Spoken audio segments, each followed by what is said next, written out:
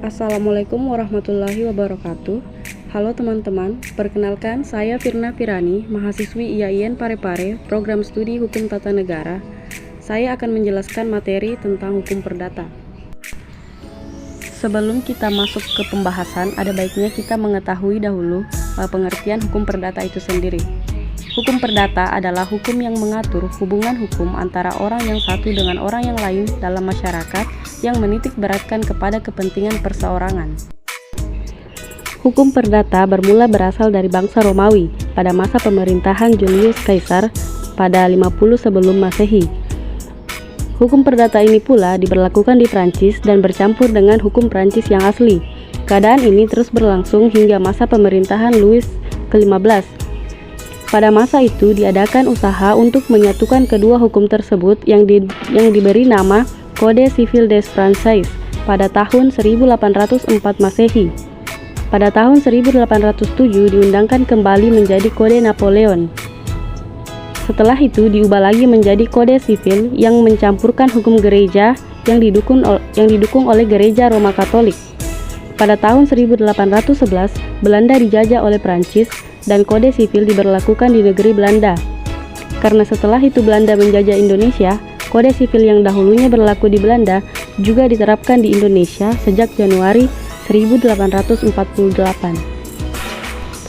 Selanjutnya, hukum perdata yang berlaku di Indonesia adalah Hukum Perdata Barat Belanda, yang pada awalnya berinduk kepada Kitab Undang-Undang Hukum Perdata yang aslinya berbahasa Belanda atau dikenal dengan Burgerlijk Wetboek dan biasa disingkat dengan BW. Sebagian materi BW sudah dicabut berlakunya dan sudah diganti dengan undang-undang. Selanjutnya, sumber-sumber hukum perdata. Sumber hukum perdata dibedakan menjadi dua macam, yaitu sumber hukum material dan sumber hukum formal. Sumber hukum material adalah tempat dari mana materi hukum itu diambil. Sumber dalam arti material adalah sumber dalam arti tempat adalah Staatsblad atau lembaran negara di mana dirumuskan ketentuan undang-undang hukum perdata dapat dibaca oleh umum. Keputusan hakim atau jurisprudensi juga termasuk sumber dalam arti tempat di mana hukum perdata yang dibentuk hakim dapat dibaca, sehingga sumber dalam arti tempat disebut sumber dalam arti material. Yang kedua, sumber hukum formal. Sumber hukum formal merupakan tempat memperoleh kekuatan hukum. Ini berkaitan dengan bentuk atau cara yang menyebabkan peraturan hukum formal itu berlaku. Selanjutnya, sistematika hukum perdata. Berdasarkan pada KUH Perdata atau Kitab Undang-Undang Hukum Perdata, maka sistematika dari hukum perdata ini terdiri atas buku 1 tentang orang, buku 2 tentang benda, buku 3 tentang perikatan, dan buku 4 tentang pembuktian dan daluarsa. Hukum perorangan. Hukum perorangan adalah hukum tentang orang, mengatur tentang orang, nama orang, tempat tinggal, kecakapan hukum, dan badan hukum sebagai subjek hukum.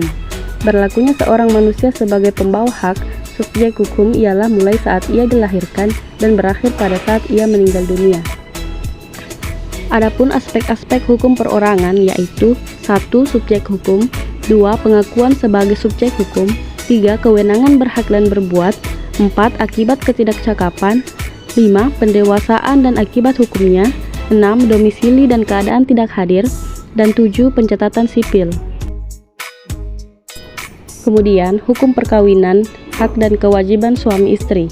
Perkawinan ialah ikatan lahir batin antara seorang pria dengan seorang wanita sebagai suami istri dengan tujuan membentuk keluarga yang bahagia dan kekal berdasarkan ketuhanan yang Maha Esa.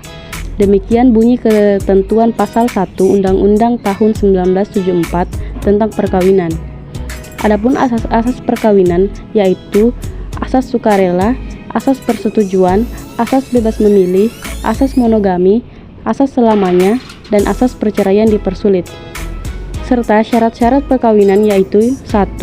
Persetujuan kedua calon mempelai, 2. Perkawinan seorang yang belum mencapai umur 21 tahun harus mendapat izin kedua orang tua.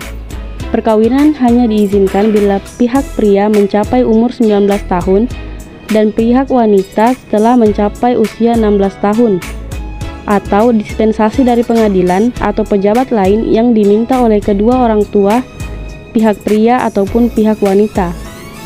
Selanjutnya ada juga hak dan kewajiban suami, yaitu mahar, nafkah, mempergauli istri, dan menjaga istri. Dan adapun hak dan kewajiban istri, yaitu hak dan kewajiban istri dalam rumah tangga, yaitu melayani kebutuhan suaminya secara lahir maupun batin, menjaga nama dan kehormatan suami, mengabdi dengan taat kepada ajaran agama kepemimpinan suami sepanjang tidak bertentangan dengan hukum Islam. Selanjutnya, hukum perkawinan menurut Undang-Undang Nomor 1 Tahun 1974.